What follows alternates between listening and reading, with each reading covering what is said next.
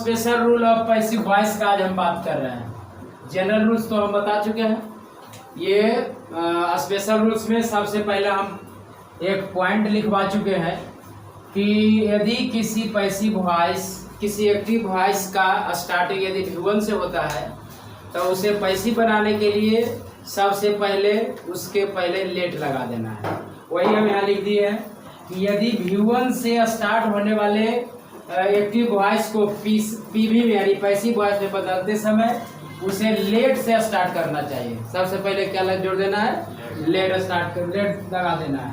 उसमें सबसे पहला हम कंडीशन वाला बताए हैं ऑर्डर के बारे में कि यदि ऑर्डर को संबोधन करने वाले यदि ऑर्डर को सेंस रखने वाला यदि कोई एक्टिव वॉइस है तो उसे पैसिव देने के लिए उसको कैसे बनाएंगे।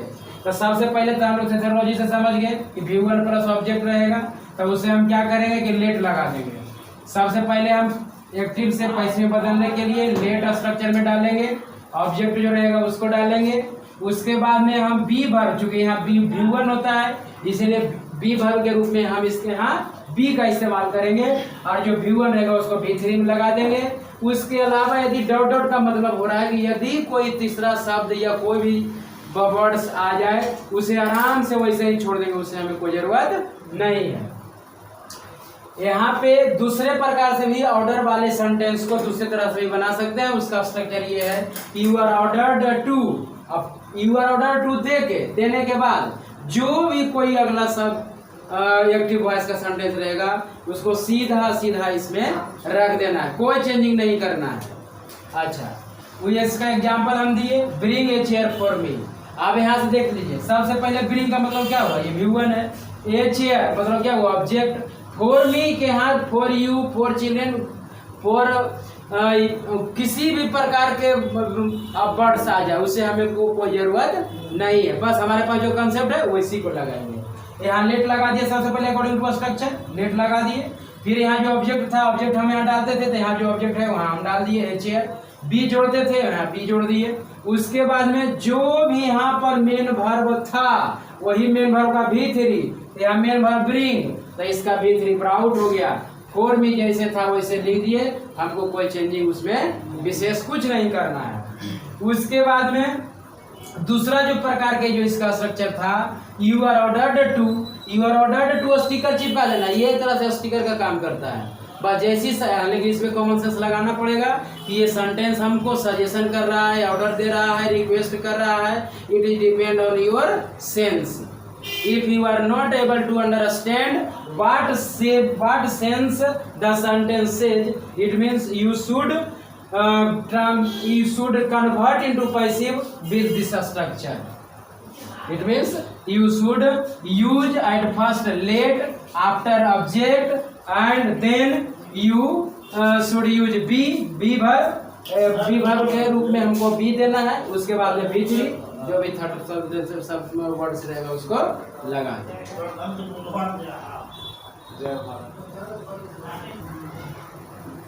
अब हम दूसरा में चलते हैं, सजेशन में क्या देखेंगे। तो अभी तो हम बता दिए थे कि जैसे V1 से स्टार्ट होगा और ऑब्जेक्ट होगा, हम हमेशा वही करेंगे, लेट से स्टार्ट करेंगे, ऑब्जेक्ट देंगे, बी देंगे, V3 देंगे। वैसे ये इस चीज को हमको देखना है बस सेकेंड वाले स्ट्रक्चर के लिए कि हमको यदि ऑप्शन में नहीं मिलेगा ये, तब हमको ये यदि रहेगा तो वहाँ हमको इसका ज़रूरत है, अन्यथा ऐसे ही सिंपल बनाने के लिए ये काफ़ी है। तो इसमें ये दे देंगे। उसके बाद में वहाँ था ऑर्डर, तो यहाँ ऑर्डर्ड लिख रहे थे, यहाँ सजेशन है तो यहाँ सजेस्टेड लिखेंगे। ये अकॉर्डिंग टू सेंस ही यहाँ पे हम लोग वर्ड देते हैं। वहाँ पर क्या था, ऑर्डर था ना जी, अरे बोलिए। यहाँ क्या हम दिए, जब सजेशन रहेगा तो क्या होगा, सजेस्टेड। जब ऑर्डर था तो क्या देंगे, ऑर्डर्ड। और जब रिक्वेस्ट आ जाएगा अगला स्ट्रक्चर वही लिखने वाला है, रिक्वेस्ट। यदि रिक्वेस्ट रहेगा तो यहाँ क्या देंगे, रिक्वेस्टेड रखेंगे। बाकी जो भी होल सेंटेंस है उसको पूरा छाप देंगे और कुछ नहीं करना है। Example, take a regular exercise. यहाँ रेगुलर एक्सरसाइज का मतलब अब क्या हो गया, या जैसी पूरा ये क्या हो गया तो ऑब्जेक्ट हो गया, ये क्या हो गया बस। तो जैसे यहाँ पे हम लेट लगा दिए, पूरा ऑब्जेक्ट छाप दिए, बी वर्ब लगा दिए, V3 लगा दिए, हमारा पैसिव बन गया। और चूंकि ये टेक ए रेगुलर एक्सरसाइज, ये हम किसी को ऑर्डर नहीं कर सकते। ये किसी को ऑर्डर करते हैं नहीं, ये हम सलाह देते हैं, सजेशन करते हैं, सजेस्ट करते हैं। तो इसलिए सजेशन यहाँ पर छुपा हुआ है सेंस, इसीलिए हम यहाँ पर इसको ऐसे भी बना सकते हैं, you are suggested to, plus में जो भी यहाँ सेंटेंस एक्टिव है उसको पूरा हम लिख देंगे। ठीक है, यस। अब हम लोग तीसरा का बात कर रहे हैं। तीसरा क्या है? रिक्वेस्ट। रिक्वेस्ट में सबसे पहले हम पहचानेंगे कैसे, तो जैसे हम लिखल देख लेंगे, प्लीज है और काइंडली है। तो प्लीज मतलब क्या, कोई बोलता है जैसे मान लीजिए कि आपको कहा है कि आप कोई किसी को डांटे, ऑर्डर दे, आप कहे please bring a chair for me, ऐसा कोई बोलेगा प्लीज लगा के? यदि हाँ ऐसा यदि बोल रहा है, जिसका मतलब क्या हुआ, काइंडली हो गया, रिक्वेस्ट कर रहा है। लेकिन यदि प्लीज नहीं लगाया, काइंडली नहीं लगाया, ऐसे ही बोल दिया bring a chair for me, तो तुम क्या बोलोगे? ऑर्डर बोल दोगे। यानी कि हाँ, हम यदि रिक्वेस्ट का पहचान है तो वह मुख्य रूप से क्या है, प्लीज और काइंडली है। तो प्लीज और काइंडली से ही हम लोग पहचान लेते हैं कि ये रिक्वेस्ट है। रिक्वेस्ट जैसा ही रहेगा, जैसा हम सभी में देख रहे हैं वैसा ही रहेगा। V1 प्लस ऑब्जेक्ट, इसका एक्टिव वॉइस का रहेगा। पैसी में जैसे देखे तो लेट प्लस ऑब्जेक्ट देंगे, बी देंगे, V3 जो भी लर्न लिखा रहेगा उसको लिख देंगे। फिर यहाँ यू आर रिक्वेस्टेड लगा देंगे। वहाँ पर हम बता रहे थे कि यहाँ जब सजेशन था सजेस्टेड लगाए, यहाँ रिक्वेस्ट था यहाँ रिक्वेस्टेड लगा दिए। बाकी जैसे वैसे हम पूरा होल सब्जेक्ट एक्टिव वॉइस का लिख देंगे।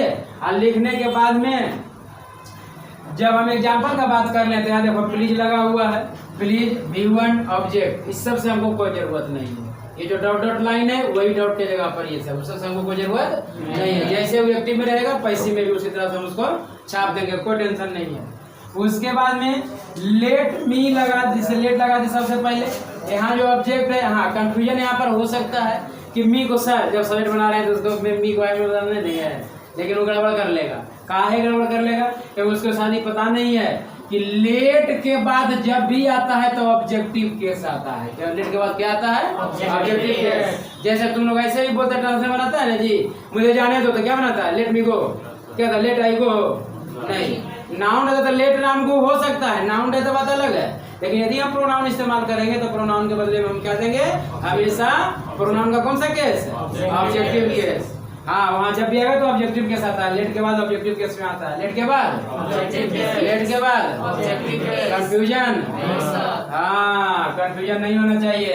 कि हाँ सर अभी तक हम कंफ्यूज नहीं हैं, लेकिन जैसे ही बनाने लगे क्वेश्चन तो दूसरा यदि कुछ आ गया वर्ड, दूसरा कोई सेंटेंस आ गया ऑब्जेक्ट के रूप में, शब्द आ गया, वर्ड आ गया, तो हम तो बना लेंगे। और जैसे ही कोई प्रोनाउन आ गया बस फंस जाएंगे। ले यहाँ मी है, यहाँ हिम हो सकता है, देम हो सकता है। अच्छा, यू को कैसे पहचानोगे कौन ऑब्जेक्ट है कौन सब्जेक्ट है? पहचाने की कोई जरूरत नहीं है। इस स्थिति में पहचाने की जरूरत नहीं है। यदि पहचाने के मान लीजिए जरूरत आ भी गया तो हम बहुत सा वीडियो में ये बात बताए भी हैं। क्या बताए हैं? कि यदि यू के बाद वर्ब आया तो इसको समझना है, इस यू को क्या समझना है? सब्जेक्ट। ये इसको बनना है सब्जेक्टिव केस। ये कौन सा केस हो गया? Subjective case. और यदि वर्ब के बाद यू आया है तो यही यू क्या बन गया? Objective case.